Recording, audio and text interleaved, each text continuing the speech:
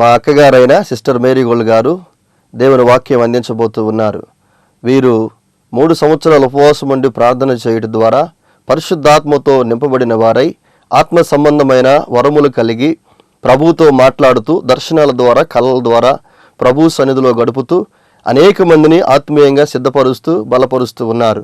వీరు ప్రార్థన చేసి దర్శనాలను కలభావాలను తెలుసుకొని అనేక మందికి తెలియచెప్పి అనేక మంది పట్ల దేవుని యొక్క చిత్తం ఏ విధంగా ఉందో ప్రార్థన ద్వారా వారు తెలుసుకొని అనేక మందితో పంచుకుంటూ అనేక మందిని బలపరుస్తూ దేవుని సన్నిధిలో బహుబలంగా వాడబడుతున్న దైవజనులు. వీరి వాక్యాన్ని ఇప్పుడు విందాం. వాక్య భాగంలో ఎన్నోసార్లు మనం చదువుతూ ఉన్నాం, ఎన్నోసార్లు వింటూ ఉన్నాం. నేను కోరుకున్నది ఎవరిని అంటే చక్కని వాడంట. దావీదు ఎలా ఉన్నాడు? చక్కని నేత్రములు గలవాడు, ఎర్రనోడంట. మనుషులకి ఏమనిపిస్తుంది? పాస్టర్ ఎర్రగున్నాడు, బాగా చక్కగా ఉన్నాడు అనిపిస్తుంది. అది కాదు, ప్రభు లోపల చూస్తుంది. పై రూపం బాగానే ఉంది, లోపల అంతరంగం ఎలా ఉందంటే ఎర్రగా కనబడుతుంది. అంటే దేవునికి ఇష్టమైనట్టు, చూడగానే ముద్దొచ్చేటట్లు, చూడగానే ఇష్టపడేటట్లుగా కనబడుతున్నాడు దావీదు. లోపల ఎర్రని వాడు, చక్కని నేత్రాలు గల్లోడంటే కళ్ళకి కాటికి పెట్టుకొని ఇంతంతలా కళ్ళు చేసుకొని చూడడం కాదు. ఇర్మియా గ్రంథంలో ఆయన అంటున్నాడు, కాటుక చేత కన్నులు పెద్దవిగా చేసుకొని గర్వంగా తిరగడం కాదు. చక్కని నేత్రాలంటే చక్కగా దేవుణ్ణి పరిపూర్ణంగా చూడగలగడం, తల నుంచి కాళ్ళ దాకా. తెలుసా? దేవుణ్ణి చక్కగా తల నుండి కాళ్ళ దాకా చూడగలగడం. ఆ చక్కని నేత్రాలుంటే ఆయన దావీదుని పిలిచిన ఆయన నిన్ను పిలవడు, దావీదును కోరుకున్న ఆయన నిన్ను కోరుకోడు, దావీదుని చూసిన ఆయన నిన్ను చూడడు. ఆయన అంటూ ఉన్నాడు, దావీదు నా హృదయానుసారుడు. అంటే నా హృదయం ఎలా ఉందో ఎరిగి అలా చేసేవాడు. చక్కని నేత్రాలు గలడు కాబట్టి నా ఆలోచన అంతా దావీదుకు తెలిసిపోతుంది, చూస్తున్నాడు. వాక్య భాగంలో మనం చూస్తే 1 సమూయేలు గ్రంథం 16వ అధ్యాయము 12వ వచనం చూద్దాం. అతడు వాని పిలువనంపించి లోపలికి తోడుకొని వచ్చెను. అతడు ఎర్రని వాడును, చక్కని నేత్రములు గలవాడును, చూచుటకు సుందరమైన వాడునై ఉండెను. అతడు రాగానే నేను కోరుకున్నవాడు ఇతడే, నేను కోరుకున్నవాడు ఇతడే, నీవు లేచి వానిని అభిషేకించమని యెహోవా సెలవేయగా సమూయేలు అభిషేకించాడు. తెలుసా? దేవుని సన్నిధిలో నాకు బాగా కనబడవచ్చు. ప్రభువా, నాకు సంబంధించిన వాళ్ళు, ఇదిగో వీళ్ళు నాకు బాగా తెలుసు, నాకు చాలా పరిచయం, చాలాసార్లు కానుకలు ఇచ్చారు, ఇదిగో వీళ్ళని తీసుకొచ్చాను, వీళ్ళని పరలోకంలో చేర్చుకోమంటే నువ్వు లక్ష్య పెట్టేది నేను లక్ష్య పెట్టనమ్మా. వాళ్ళ హృదయం చూడు అంటే ఏమనాలి? ఏం చేయాలి? మనుషుల పైరూపానికి, మనుషుల కానుకలకి, మనుషుల ఆ స్వభావానికి దేవుని సన్నిధి దగ్గరగా ఉండదు. ఆయన స్వభావం ఎరిగిన వారమై, ఆయన ఇష్ట ప్రకారం జీవించగలిగిన వారమై ఉండాలి. గోనుగుడు సనుగుడు ఉండకూడదు. ఉదయం వచ్చిన వాళ్ళు ఇంతే కదా నేను ఒప్పుకుంది, నాకు న్యాయంగానే ఆయన ఒకటి ఇవ్వాలన్నాడు, ఇచ్చాడు, ఇంకెందుకు ప్రభు వందనాలని చెప్పి వెళ్ళిపోతే పోద్ది. కానీ వాడికి ఎందుకు ఇవ్వాలంతా, వీడికి ఎందుకు ఇవ్వాలంతా? ఇది శరీర సంబంధమైందైతే నీ పిల్లలకు నువ్వు అలాగే చేయొచ్చు. ఒకళ్ళ మీద ఎక్కువ ప్రేమను చూపొచ్చు, ఒకళ్ళ మీద తక్కువ ప్రేమను చూపించవచ్చు. కానీ ఇది ఆత్మ సంబంధమైంది. ఆయన స్వార్థము లేనివాడు, లంచం పుచ్చుకునేవాడు కాదు, అన్యాయస్తుడు కాదు. ఆయన న్యాయాన్ని విచారణ చేసేవాడు. న్యాయం ఎక్కడ కనబడిద్ది? హృదయంలో కనబడిద్ది. హృదయ స్థితిని బట్టి ఇవ్వాలో ఇవ్వకూడదు, హృదయ స్థితిని బట్టి చెయ్యాలో చేయకూడదు, హృదయం ఎలా ఉన్నదో దానిని బట్టి ఆయన నిర్ణయిస్తాడు. ఆయన అంటున్నాడు, నేను జీతం ఇవ్వాలనే హృదయాలను చూసేది, శరీరాన్ని చూడడంలా. నేను జీతం ఇవ్వాలి కదా, ఒకరోజు నేను జీతం ఇవ్వడానికి ఏ జీతం ఇవ్వాలో ముందు నిర్ణయించడానికే వాళ్ళని చూస్తున్నా. నేను దేవుని సన్నిధిలో ఏమాత్రం మనం నిర్లక్ష్యంగా వ్యవహరించకూడదు. ప్రభువుకి దగ్గరగా ఉండాలి. ఆయన హృదయాలు పరిశీలించే దేవుడు. వాక్య భాగంలో మనం చూస్తూ ఉంటే ఆయన మనలను ఆయన కుమారుడైన క్రీస్తుతో కూర్చోబెట్టడానికి కూడా మనల్ని పరిశీలనగా చూస్తూ ఉన్నాడు. రోమీయులకు రాసిన పత్రిక 8వ అధ్యాయము 29-30 వచనాల ముందు చదువుదాం.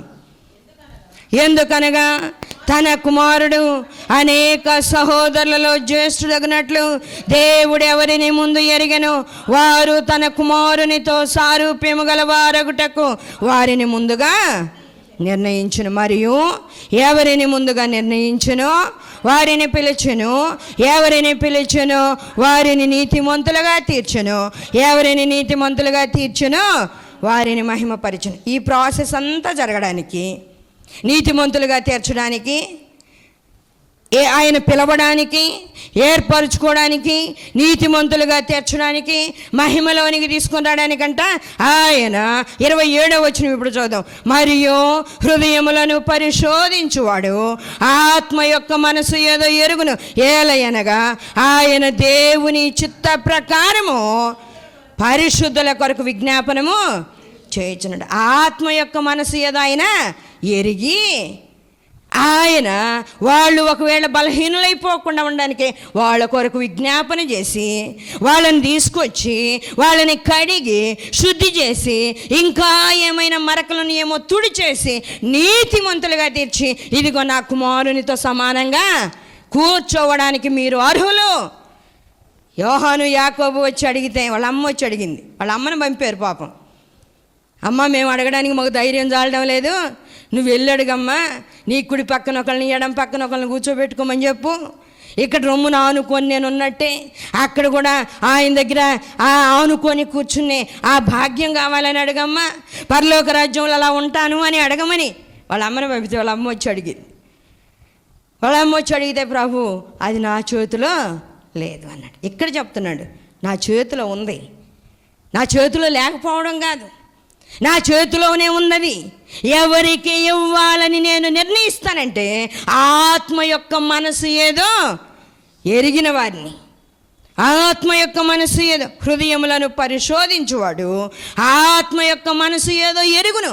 ఆయన హృదయాన్ని పరిశోధించి ఆత్మ యొక్క మనసు ఏదో ఎరిగాడు కాబట్టి ఎరిగిన వాళ్ళని కూర్చోబెడుతున్నాడు పక్కన సమానంగా. తెలుసా, కొంతమందిని అయితే లోపలే నా ఒళ్ళో కూర్చోండి, దూరంగా ఎందుకు, దూరంగా కూడొద్దు, పక్కన కూడొద్దు.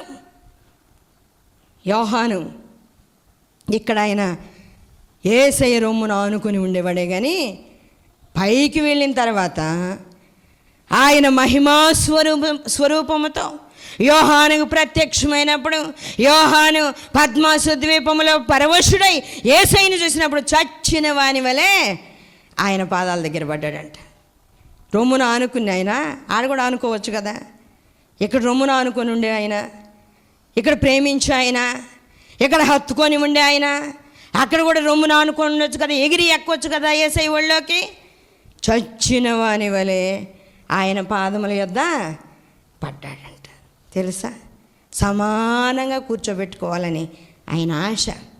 కానీ మనుషుల హృదయాలు గందరగోళం అయిపోతూ ఉన్నందువలన ఒక్కొక్క టైంలో విసుగు పుట్టి వీళ్ళతో నేను ఎంతకాలం ఉండాలి, వీళ్ళతో నేను ఎంతకాలం నడవాలి, ఇంకా ఎంత ఓర్చుకోవాలి, వీళ్ళతో నాకు సరిపోవడం లేదని ఆయన వేదన చెందుతూ ఉన్నాడు. తెలుసా, అలాంటి కఠిన మనసు ఆయనకి రాకూడదు, అలాంటి మనసు ఆయనకి రాకూడదు. యోహాను ఆయన రొమ్మును ఆనుకొని ఉండేవాడే కానీ చచ్చిన వాని వలె పడ్డాడంట. ప్రకటన గ్రంథంలో మనం చూస్తే 16వ వచనం చూద్దాం. ఆయన తన కుడి చేత 7 నక్షత్రములను పట్టుకొని ఉండెను, ఆయన నోట నుండి 2 అంచులు గల వాడి అయిన ఖడ్గం ఒకటి బయలు వెడలొచ్చుండెను. ఆయన ముఖము మహా తేజస్సుతో ప్రకాశించుచున్న సూర్యుని వలె ఉండెను. నేను ఆయనను చూడగానే చచ్చిన వాని వలె ఆయన పాదముల యొద్ద పడితిని. చచ్చిన వాని వలె ఆయన పాదముల యొద్ద పడితే అప్పుడు ఆయనంట, ఆయన తన కుడి చేతిని నా మీద ఉంచి నాతో ఇట్లా నేను భయపడకము, నేను మొదటి వాడను కడపటి వాడను జీవించువాడను మృతుడనైతిని కానీ ఇదిగో యుగ యుగములు సజీవుడనై ఉన్నాను. యోహాన్ని మళ్ళీ ముట్టి లేపి ధైర్యపరుస్తున్నాడు. మనము మన హృదయం ఎలా ఉందో పరిశీలన చేసుకోవాలి. ఇన్ని వాక్య భాగాల ద్వారా ప్రభు మాట్లాడేది అందుకే, మన హృదయ స్థితిని చూసుకోవడానికే, మనల్ని మనము సరి చేసుకోవడానికి, మన అంతరంగాన్ని శుద్ధి చేసుకోవడానికి ప్రభువు ఆయన జీతం ఇవ్వాలన్నా, ఆయన కుమారునితో సమానంగా కూర్చోబెట్టాలన్నా, ఆయన ప్రతి విషయంలో జయ జీవితాన్ని మనకి ఇవ్వాలన్నా మనం హృదయాన్ని ఆయన పరిశీలన చేస్తున్నాడు. హృదయాంతరంగాన్ని ఆయన పరీక్షిస్తూ ఉన్నాడు. ప్రతి స్థితిని ఎలా మాట్లాడుతూ ఉన్నాం, ఎలాంటి హృదయ స్థితి కలిగి ఉన్నాం, ఎలాంటి ఆలోచనలు కలిగి మన జీవిత విధానాన్ని మార్చుకుంటున్నామనేది ఆయన చూస్తూ ఉన్నాడు. వాక్య భాగాల్లో మనం చూస్తూ ఉంటే ఆయన మనకి వాక్యాన్ని ఇచ్చాడు. వాక్యాన్ని ఇచ్చి ఆ వాక్యము మనిషి శరీరంలో దూరిపోయేటట్లు చేసి లోపల ఉన్నదాన్ని పరిశోధిస్తున్నాడంట. తెలుసా? లోపల ఉన్నదాన్ని. వాక్య భాగంలో మనం చూస్తే హెబ్రీయులకు రాసిన పత్రిక 4వ అధ్యాయము 12 వచనం చూద్దాం. ఎందుకనగా దేవుని వాక్యము సజీవమై బలము గలదై 2 అంచులు గల ఎటువంటి ఖడ్గము కంటెను వాడిగా ఉండి ప్రాణాత్మలను కీళ్లను మూలుగను విభజించినంత మట్టుకు దూరుచు. ఎందుకు దూరేది? వాక్యము హృదయంలోకి, లోపలికి, కీళ్లలోకి, మూలుగలోకి దూరేది. ఎందుకంటే హృదయము యొక్క తలంపులను, ఆలోచనలను శోధించడానికి. లేదు ప్రభు, నాకు అట్టట ఆలోచనే లేదంటే నువ్వు చెప్పాల్సిన అవసరం లేదు. లోపలికి దూరిన వాక్యం చెప్తుంది. లోపలికి దూరిన వాక్యం నీ హృదయం ఎలా ఉందో ఆ వాక్యం చెప్తుంది. కానీ నువ్వు చెప్పాల్సిన అవసరం లేదు. అసలు నిన్ను అడగడు ప్రభు. ఆయన నిన్ను అడగడు. అడిగితే నువ్వేదో ఒకటి చెబుతావు. అందుకనే లోపలికి ఆయన పనులన్నీ చేస్తూ ఉన్నాడు. వాక్యాన్ని పంపించేశాడు. వాక్యం ద్వారా చూస్తూ ఉన్నాడు. హృదయ ఆలోచనలు, తలంపులు ఆయన ఎరిగి ఉన్నాడు. ఆత్మ యొక్క మనసు ఏదో ఆయన చూస్తూ ఉన్నాడు. అన్నిటినీ బట్టి ఆయన నిర్ణయించేది ఆయన నిర్ణయిస్తాడు. మనం అడిగినట్టు కాదు. జబదయి కుమారులు వచ్చి అడిగితే ఆయన ఇచ్చాడా? ఆయన అనుకున్నది ఆయన ఇచ్చాడు, కానీ వాళ్ళు అడిగినట్టు ఆయన ఇవ్వలేదు. దేవుని సన్నిధిలో మనం ఆలోచన చేయాలి. మన హృదయం ఎలా ఉంది? మన హృదయ అంతరంగ స్వభావం ఎలా ఉంది? మునుపటిలాగానే బలహీనమైన స్థితిలో అనామకార్థమైన జీవితం కలిగి లోక సంబంధమైన ఆలోచన వ్యవహారాల్లో నిమగ్నమై ఉంటే ఈరోజు నిన్ను మార్చుకోమని ప్రభు హెచ్చరిక చేస్తూ ఉన్నాడు. మార్చుకోవాలి. ఒకవేళ ప్రభు పిలిస్తే నువ్వు పోవడానికైనా సిద్ధంగా ఉండునట్లు అలాంటి హృదయ పరిశుద్ధత కలిగి జీవించాలి. లేకపోతే భయంకర పరిస్థితి. ఏం చేయలేం, ఎవరు ఏమీ చేయలేరు. ఆయన మనలను చూస్తూ ఉన్నప్పుడు ఆయనకు మనము చక్కగా కనబడాలి. సౌలు రాజును చూశాడు, చక్కగా కనబడలా, మాట వినలేదు, ఆజ్ఞను గైకొనలేదు. భయంకరమైన వ్యక్తిగా సౌలు కనబడ్డాడు. రాజుగా ఉన్న సౌలు. ప్రభువు హెచ్చరిక చేశాడు చాలాసార్లు. సమూయేలు ప్రవక్త వచ్చి హెచ్చరిక చేశాడు. ఆజ్ఞను గైకొనుట కంటే పొటేళ్ల క్రొవ్వు అర్పించడం శ్రేష్టమా? బలులు అర్పించడం శ్రేష్టమా? మాట వినడం శ్రేష్టం కాదా? ఆజ్ఞను గైకొనడం శ్రేష్టం కాదా? నువ్వు ఆజ్ఞను గైకొనలేదు, మాట వినలేదని చెప్పాడు. దావీదుని చూడగానే ఆయన ఏమన్నాడు? ఎర్రని వాడు, చక్కని నేత్రాలు గలవాడు, నేను కోరుకుంటుంది అసలు ఈ దావీదు రావాలనేనయ్యా. దావీదుని పిలవండి, దావీదు వస్తేనే కానీ ఇదిగో అభిషేకం చేయడానికి వెళ్ళలేదు. నేను కోరుకునేవాడు రావాలి. గొర్రెలు కాసుకునే వ్యక్తిని పిలిస్తే నేను కోరుకున్నవాడు ఇతడు. ఎర్రని వాడంట, చక్కని నేత్రాలుగా. నీలో ఏ మంచి స్వభావం దేవునికి కనబడుతుంది? నీ కళ్ళు మంచియేనా? నీ నేత్రాలు చక్కనివేనా? అటు ఇటు చూసాయా? ఎర్రని వాడవా? దేవునికి ఇష్టమైన బిడ్డవా? అందం కలిగిన వాడు, దేవుని దృష్టిలో అందమైనవాడివే? ఎలా ఉన్నావు? వాక్యం వింటూ నువ్వు ఆలోచన చేయి. ఆయన పైన చూస్తే మనం చక్కగా అలంకరించుకుని ఆయనకు కనబడవచ్చు. ఆయన బాహ్య రూపాన్ని చూడడం లేదు, అంతరంగాన్ని చూసినప్పుడు అంతరంగములో ఉన్న స్వభావము ఆయనకి కనబడము. ఎలా కనబడాలంటే అందంగాను, చక్కని నేత్రములు కలిగినట్టుగాను, సాధువైనట్టి, మృదువైనట్టి అక్షయ అలంకారం, లోపలుండే అలంకారం కనబడాలి. లోపల ఉండేది అలంకారం. ఆ అలంకారం మనుషులకు కనబడకపోవచ్చు, కానీ దేవునికి తేటగా కనబడుతుంది. అది దేవునికి నువ్వు చూపించగలిగితే ఆయన రాజ్యంలో ఆయనతో కూర్చునే భాగ్యము దేవుడు నీకు ఇస్తాడు. దేవుడు నాకు ఇయ్యలేదే, దేవుడు నాకు మేలు చేయలేదే, దేవుడు నాకు అన్యాయమే చేశాడే, దేవుడు నన్ను పట్టించుకోలేదని గొనిగేది ఎందుకు? చూడు హృదయం ఎలా ఉందో, హృదయ స్థితి ఎలా ఉందో. నీ హృదయ స్థితి బాగుంటే ఆయన దావీదుని పిలిచినట్టు నేను ఎందుకు పిలవడు? సౌలు రాజులాగా ఉంటే ఆయన ఇష్టపడ్డా, కానీ దావీదు రాజులాగా ఉంటే ఎందుకు పిలవడు ఆయన? దేవుని సన్నిధిలో మనం ఆలోచన చేయాలి. ఈ రోజు నుంచి ప్రయాసపడదాం. ప్రభువా, నీ దృష్టిలో నేను చక్కగా ఉండాలి, నిన్ను చూడగలిగిన చక్కని నేత్రాలు నాకు కావాలి, ఆత్మ సంబంధమైన ఉన్నతమైన స్వభావం నాకు కావాలి. నీ వాక్యము నా లోపలికి పంపించి నువ్వు చూసినప్పుడు నేను చక్కగా కనబడాలి. అలాంటి స్వభావం నాకు దయచేయమని ప్రభు సన్నిధిలో మనం ప్రార్థన చేయగలిగితే ప్రభు ముందు తెలియజేస్తాడు. అసలు నా హృదయం ఎలా ఉందని ప్రభువుని అడగాలి. ఎవరున్నారు అడిగేవాళ్ళు? తెలిసిందే గొప్పదనుకొని వెళ్ళిపోతున్నారు. నాకు తెలుసు, నాకు వాక్యం తెలుసు, ఇంకా అంతకు మించేం లేదు. నాకు ప్రార్థన తెలుసు, అంతకు మించేం లేదు. నేను అన్నీ చేయగలను, నాకు అంతకు మించి ఇంకేం అవసరం లేదనుకుంటే ప్రభు ఎలా మాట్లాడతాడు? అసలు నా హృదయం ఎలా ఉంది, నేను ఎలా ఉన్నాను, అసలు నీకు యోగ్యకరంగా ఉన్నానా లేదా, అసలు నా హృదయ స్థితి ఏంటో నాకు చూపించు ప్రభు అని నీవు ఏ రోజైనా జవాబు వచ్చిందాకా మోకరించగలిగితే ఖచ్చితంగా చూపిస్తాడు. ఆయన నీకు దిద్దుకునే అవకాశం ఇస్తాడు, ఎలా దిద్దుకోవాలో నేర్పిస్తాడు. ఇంకా నీకు చేత కాకపోతే నీకోసం విజ్ఞాపన చేస్తాడు. ఆత్మ మన బలహీనతలను చూసి మనకి సహాయము చేయుచున్నాడు.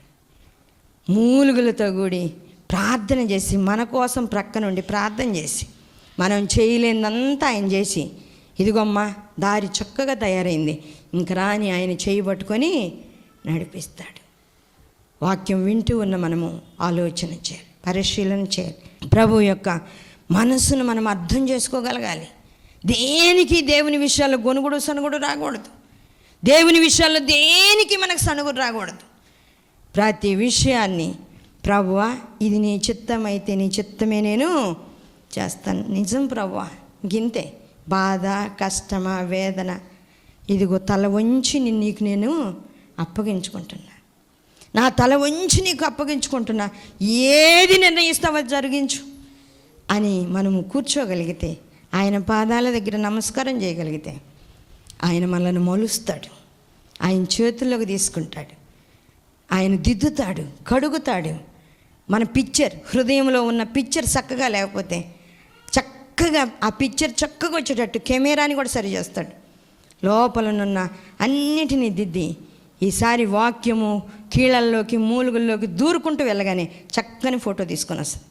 అప్పుడు ప్రభువు చూడగానే ఎంత చక్కగా ఉన్నావో, దావీదులాగా ఎంత చక్కగా ఉన్నావు, దావీదులాగా ఎంత మంచి కళ్ళు కలిగి ఉన్నావు, దావీదులాగా ఎంత గ్రహింపు కలిగి ఉన్నావు, దావీదులాగా ఎంత ప్రార్థన చేసేవాడు, దావీదులాగా నా గురించి ఆలోచించేవాడు, ఆలోచించే వ్యక్తివి, ఎంత బాగున్నావు.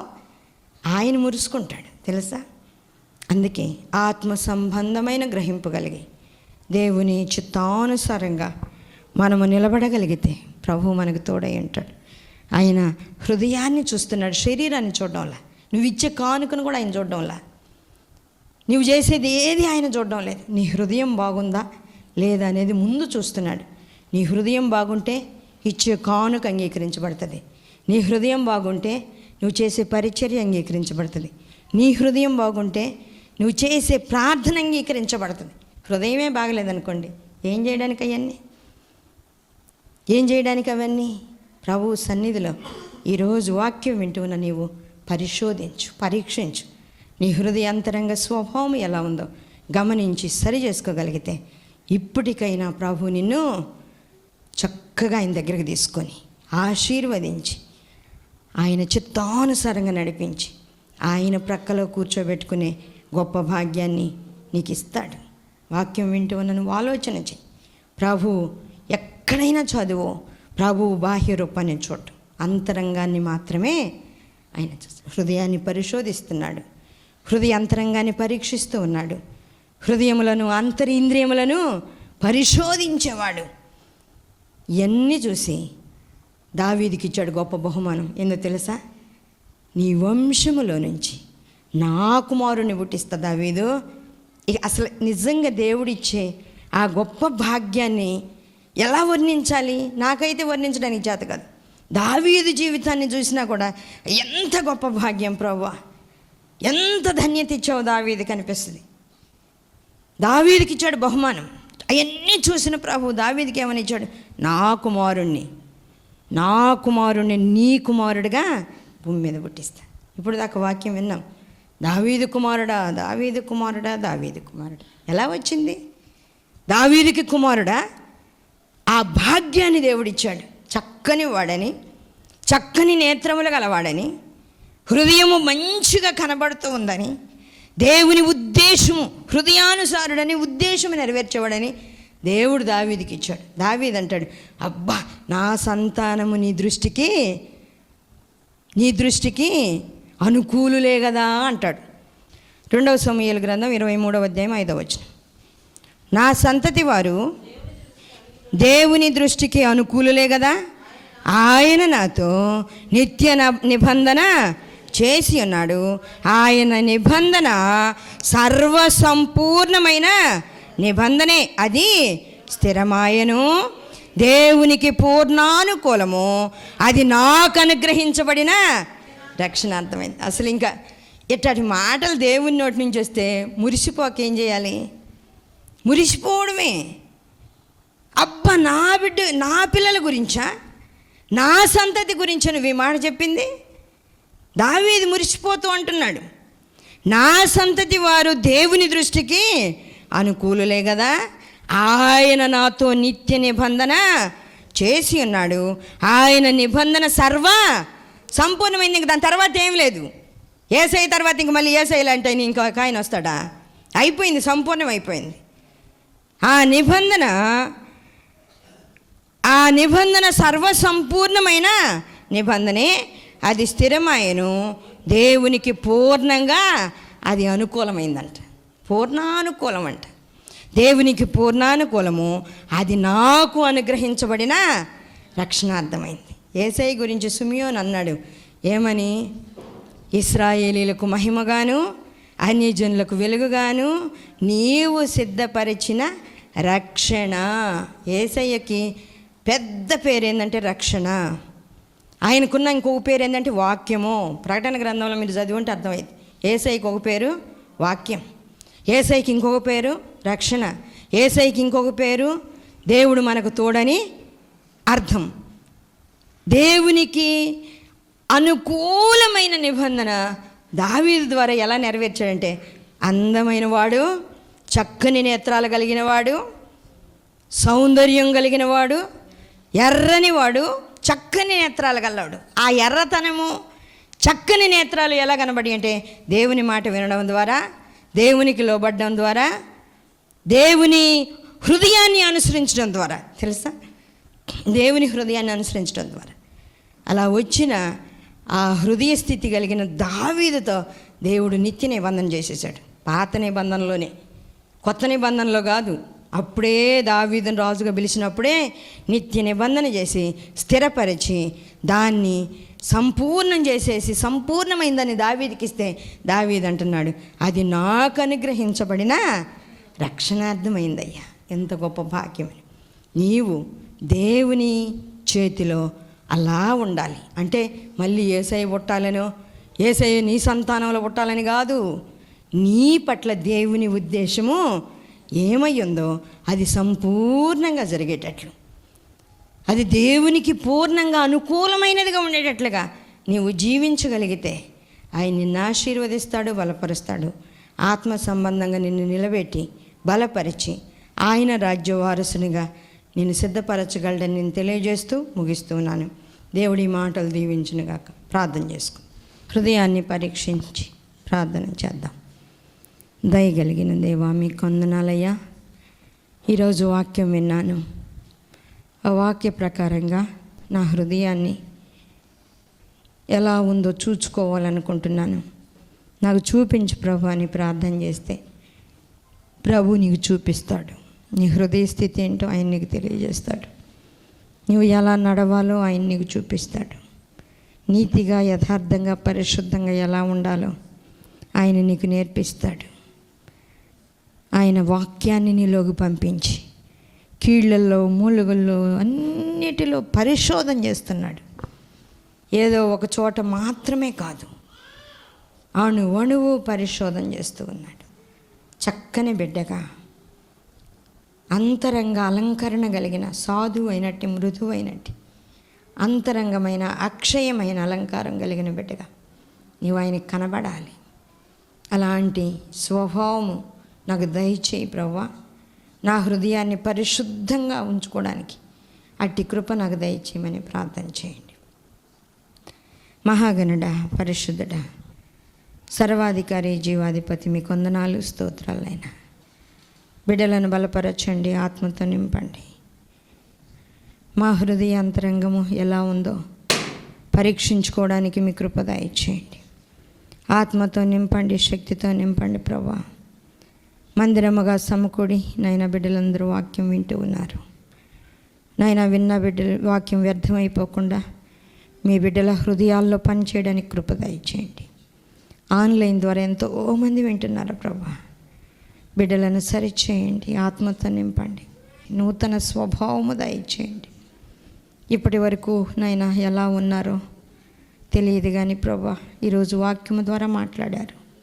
హృదయాంతరంగాన్ని పరీక్షించే దేవుడు, పరిశోధించే దేవుడు. మీరు పరిశోధించినప్పుడు, పరీక్షించినప్పుడు ఏ జీతము ఇవ్వాలి అని ప్రభువా మీరు పరిశీలన చేస్తూ ఉన్నప్పుడు మంచి జీతం పుచ్చుకోగలిగే చక్కని స్వభావము, చక్కని నేత్రాలు, చక్కని హృదయ స్థితి దయచేయండి ప్రభువా. మీ బిడ్డలందరినీ బలపరచండి, ఆత్మతో నింపండి. వాక్యము ద్వారా మాట్లాడినందుకు స్తోత్రాలు ప్రభువా. నాయన వాక్యం హృదయంలో ఉంచుకొని చక్కగా వాక్య ప్రకారం నడవడానికి కృప దయచేయండి. మీ బిడ్డల పక్షంగా మీరుండండి, ప్రార్థనాత్మతో నింపండి ప్రభువా. చివరి దినాల్లో, భయంకరమైన దినాల్లో మేమున్నాం. ఆత్మానుసారంగా నడవడం మీ బిడ్డలందరికీ నేర్పించండి. ప్రార్థనలో పట్టుదల దయచేయండి. అనారోగ్యంతో ఉన్న బిడ్డలను ముట్టండి, స్వస్థత, నెమ్మది దయచేయండి. ఆశీర్వాదము, దీవెన స్వతంత్రించుకోవడానికి కృప దయచేయండి. నాయనా నా తండ్రి, నెమ్మది లేని వారికి నెమ్మది ఇవ్వండి. ఆర్థికంగా నలిగిపోయిన వారిని లేవనెత్తండి ప్రభువా. దురాత్మల చేత పీడించబడుచున్న వారికి విడుదల దయచేయండి. ఇదిగో ఈ ప్రార్థనలో ఏకీభవించిన ప్రతి బిడ్డ మీద మీ హస్తం ఉంచి మహిమ, ఘనత, ప్రభావాలు మీరే పొందమని మీకు అప్పగించుకుంటూ యేసయ్య పరిశుద్ధ నామములో అడుగుచున్నాము తండ్రి, ఆమేన్. మరిన్ని వివరముల కొరకు మమ్మలను సంప్రదించవలసిన చిరునామా